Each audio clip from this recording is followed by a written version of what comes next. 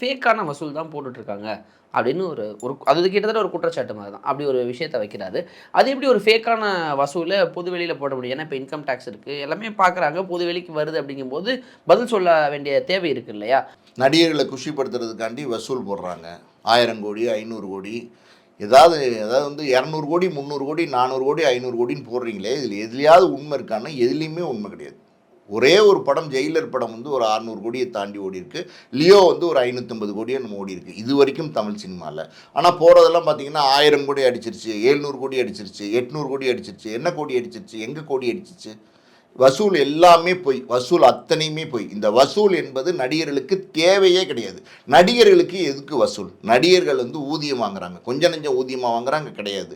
275 கோடி 80 கோடி 75 கோடி 400 கோடி 180 கோடி 200 கோடின்னு ஊதியம் வாங்குறாங்க எல்லா நடிகர்களுமே. விஜய், அஜித், ரஜினி, கமல், சூர்யா, தனுஷ், சிம்பு எல்லா நடிகர்களுமே அதிகபட்சமான ஊதியம் வாங்குறாங்க. நேத்திக்கு வந்த சிவகார்த்திகேயன் கூட 75 கோடி ரூபா ஊதியம் வாங்குறாரு.